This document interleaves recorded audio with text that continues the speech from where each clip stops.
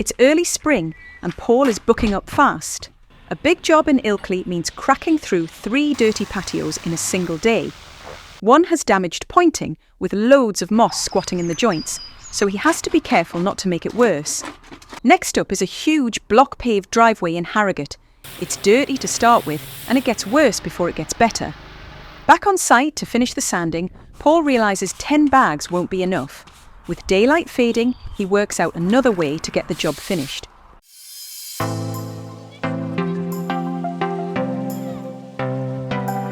My name's Paul Driver and I'm the owner of JetReady. We're known for exterior cleaning and restoration services across West and North Yorkshire. On this channel I like to film real jobs and show real results, and sometimes I also talk about the real ups and downs of running an exterior cleaning business here in the UK. Today I'm working on a large detached property and I've got 3 separate patio areas to clean. To the rear of the house we've got this Indian sandstone area. It's quite newly laid, but it is starting to attract moss and biofilm. A lot of tree cover around here. And to the front of the house, south facing, overlooking the garden, we've got this beautiful York stone patio, but it really has seen better days. And off to the side we've got another Indian sandstone patio, but unlike the one at the back of the property, this one's been laid a long time and it's very badly stained. So this is going to be like doing 3 separate jobs actually, and there's quite a lot to do.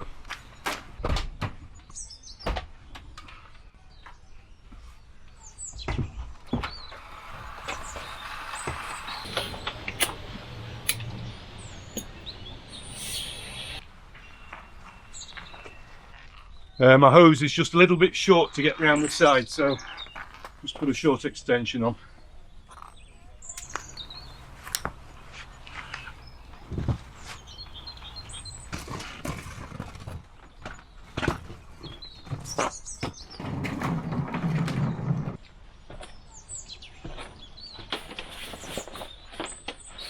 Right, we're all set. Got my Bluetooth headphones, and today's audiobook is Going Infinite by Michael Lewis, all about crypto.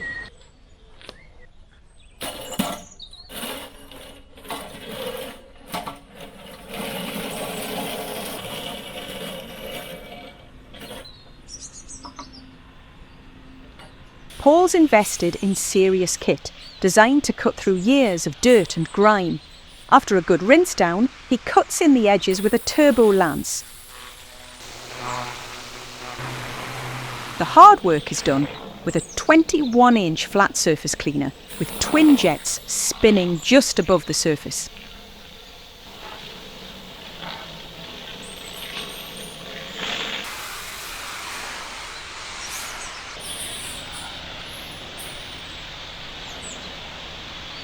And that finishes the first pass, and it's already looking a great deal better than it was. Now, most of the flags are actually pretty clean, but there's some areas which are covered in black lichen and even some really tough green algae which isn't shifting with the pressure washer. Now, to get rid of those I'm going to use a combination of heat and chemicals, but in the meantime I'm going to make a start on this Yorkstone patio. Now, the pointing here where the Yorkstone is quite fragile, so I'm going to fire up the boiler and use heat. That allows us to get a lot more cleaning power with less pressure. Along with the pressure washer, Paul's van is fitted with a generator and a boiler. That means hot water, steam cleaning, and even the ability to do specialised jobs like chewing gum removal. Now, you get quite a lot of Yorkstone in this area. Not surprising, we are in deepest Yorkshire, but it's actually really quite a difficult material to clean. Yorkstone is very soft, very porous, and it attracts biofilm easily. Often you get black lichen that's actually alive and resident in the stone itself. Really difficult to shift. Another thing that's characteristic about the Yorkstone in this area is that it's often being reclaimed. It would have come originally from the textile mills in Leeds and Bradford and Calderdale.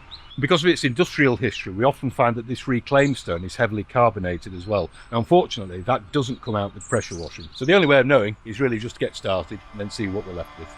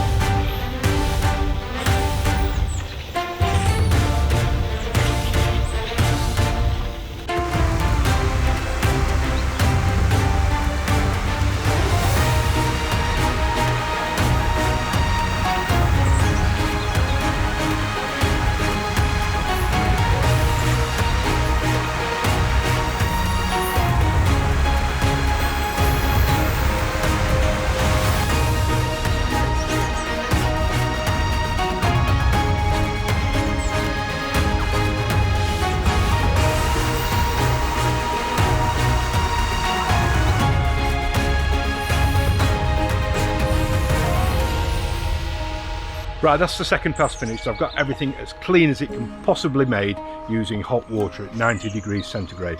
There are, however, some stubborn spots remaining. Take, for example, these flags underneath the trees on the Indian sandstone. Now, I'm quite confident that we'll get rid of all of those. Up here on the York stone, it's a different story altogether. This kind of contamination is completely typical of what we often see with York stone. Deep-seated black lichen that's alive and resident in the rock itself. And as we look over the larger area, we can see that this contamination is absolutely everywhere. So to address this, I'm going to get some chemical product down, give it a chance to dissolve some of this organic staining away. I don't expect it'll be fully successful. It never is with York stone.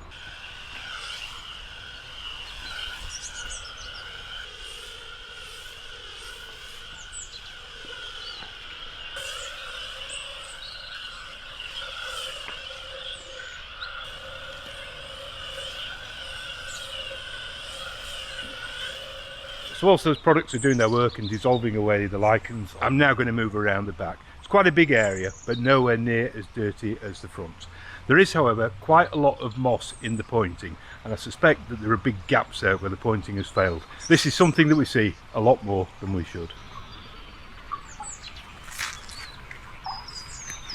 Now, the trouble is with a lot of these modern jointing compounds is that they fail, and this is especially so where the slabs have been laid on a dot and dab base. Where this is the case, you've literally got large voids underneath the slabs, and the pointing, quite simply, just falls through. And on this pathway we can see lots of evidence of this. Bordering the path we've got these stone sets, little square stones there, laid 2 by 2.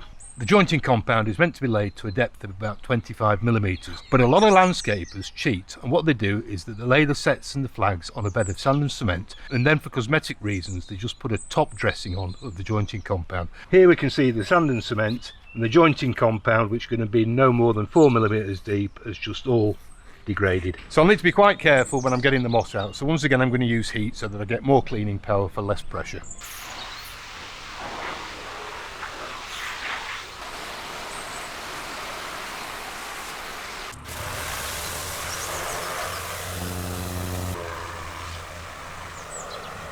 So lots of moss down here. I'm going to shovel off what I can, and then I'm going to use a low pressure turbo at quite a distance to try and clean the slabs. With hot water that should work okay.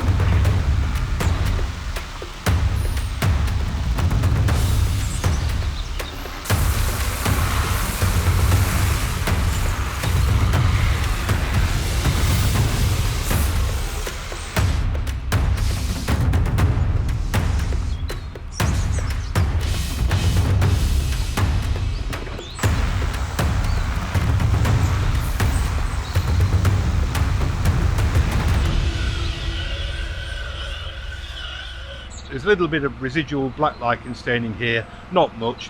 I put some product down to dissolve that away, taking care not to go anywhere near the water feature, which is full of pond life. We don't want to cause any trouble there.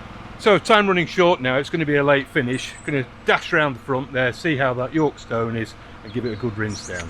And I've got to say, it's looking absolutely fantastic. No need for a second application there. That's as good as you get York stone.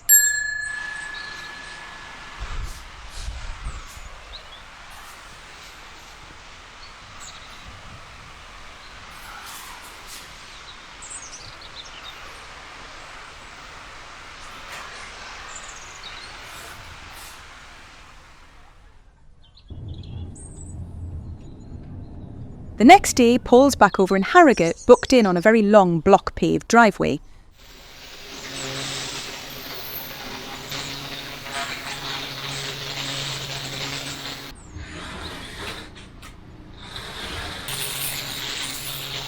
Like any outdoor surface, block paving gets dirty over time, especially under trees where moss builds up in the joints. It's bread and butter work though, and on a drive this big, progress can be slow and messy.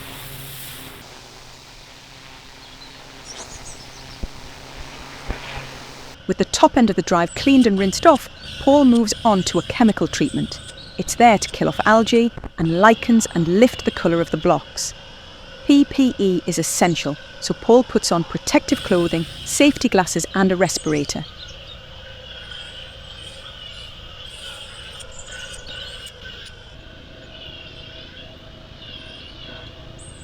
Normally, Paul would park on the main road, but the double yellow lines mean no parking at any time. As a workaround, he split the job in two. Now it's time to shift the van and crack on with the bottom section.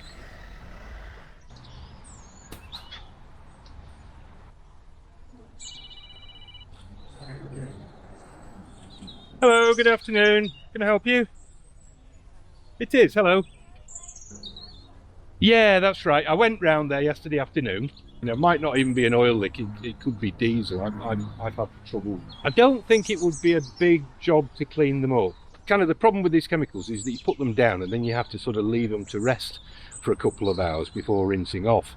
If, however, it needs the second treatment, which is well, frankly, the expensive one, which makes it half a day's work, you'd be edging up towards £300. Yeah, well, it's their fault, isn't it? So that's an oil stain. When I went to see yesterday, customer had their car in the garage. They were given a loan car. The loan car leaked oil or diesel or something on the driveway. To be honest, quite a good earner, but a distraction from the other stuff where I could probably be doing better and earning better money. But if you're going to advertise these services, you have to provide them, don't you? Just charge plenty and make sure you've got enough in it. Dealing with inquiries and quotes is part of the job, even in the middle of something else, and surprisingly often when wearing rubber gloves and a respirator. Paul often takes several such calls each day, and they all take time.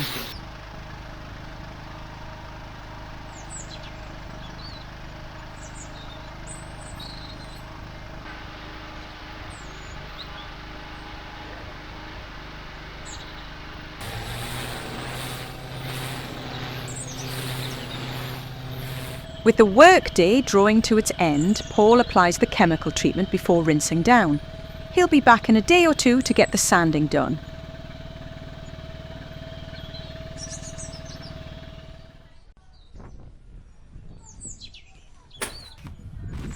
Resanding block paving is a vital part of the cleaning process. The sand prevents movement of the blocks, which is especially important when vehicles are involved. Moreover, it makes for a finished look and also inhibits the growth of weeds.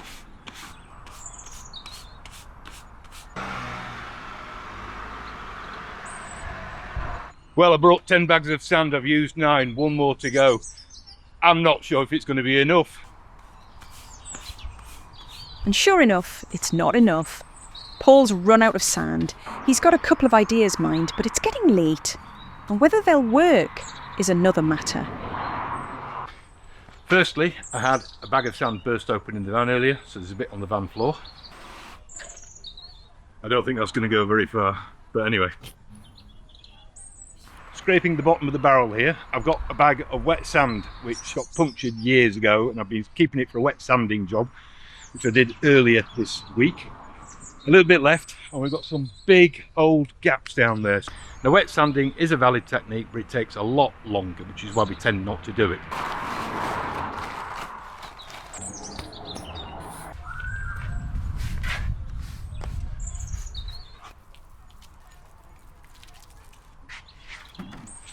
Right, we're adding lots of water. We want to make it into a liquid slurry. That way it falls into the gaps without any problems. More water, the better. With only a few minutes of daylight left, Paul needs to get his skates on. But it's a job that's difficult to rush. Done it! We've got sand left over for another job. I'll need to let this drain off because it's going to be a bit powdery on top. In the meantime, I'll start with the leaf blower, tidying up, getting all that surface dust off.